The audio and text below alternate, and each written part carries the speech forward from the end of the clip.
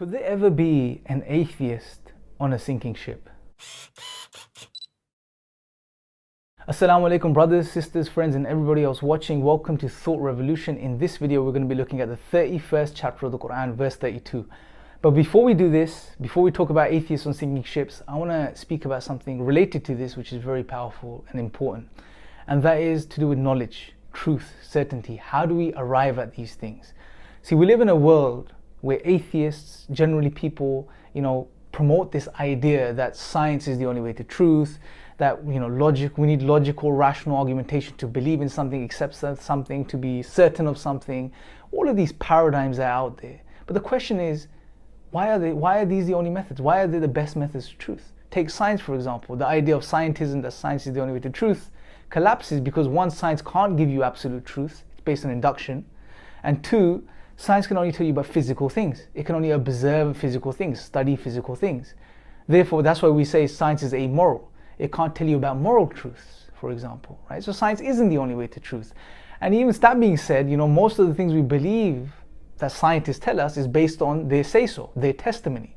And the majority of the things we believe in as human beings is based on testimony, which is another route to knowledge. From an Islamic perspective, see, when we study the Quran, Allah seldom does He try to prove His existence through argumentation and these types of proofs. Instead, what God does is He, for example, speaks about His signs, right? And signs are something far more powerful because the entire universe is a sign. You are a sign, right? And what's even more powerful and beautiful about signs, and out of God's mercy, look what Allah does. He gives you special, unique signs, custom designed for you in your lives, right? Special occasions, situations, things that happen. Unlike a generic logical argument, isn't this more powerful? Isn't God giving you something much more than you're asking for? Special signs, things that happen in your life. And think about this, even as an atheist for a second, reflect over your life. And I'm sure you've had experiences, occasions in your life where you've been stuck, you've faced death, something's happened. And at that moment, you've had no other option, no one to turn to, and you've turned to God, and He has sufficed you. He's taken you out of that situation. Right? Think about this. These are signs. God gives us these signs. And even as Muslims, unfortunately, we've turned to this idea that we need logical proofs for God, we need scientific data for God, even if it's indirect scientific data, so on and so forth. We don't. Allah is directing us towards something that will give us more real, true certainty.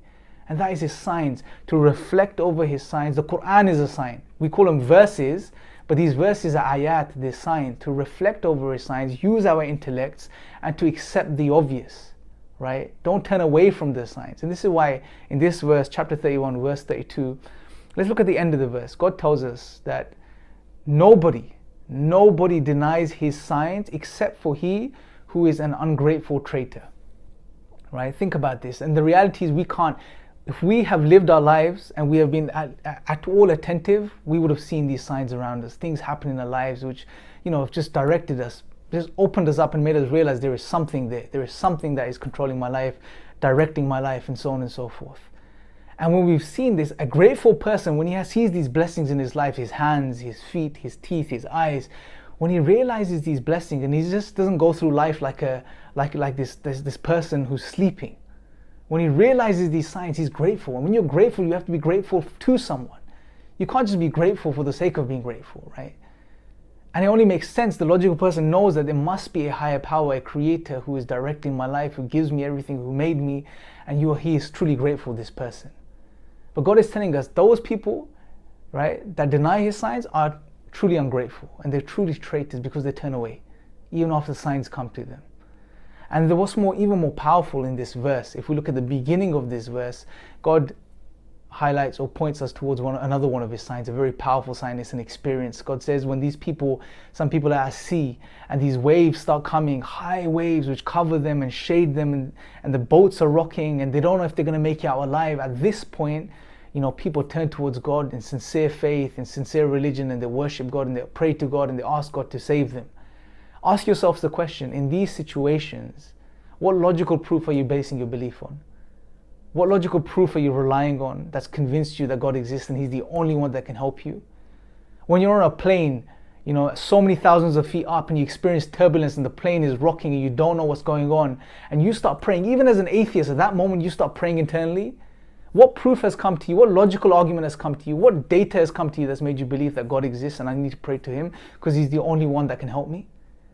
See, the reality is these are signs. And then further down, God gives us another sign, which is when He delivers you safely to land. He helps you and He delivers you safely. And you're very grateful at this point, but then you turn away. God says that these people, they become very moderate in faith then. They turn away from God. They go back to their lives, back to doing what they're doing. They forget about God. They turn away from Him. They become ungrateful. Right? This is the situation of life. This is our situation as human beings. Unfortunately, many people deliberately deny these signs. They deliberately turn away. And God gives everyone signs. But people have deliberately decided to cover them up, turn away from them, and just get on with what they're doing.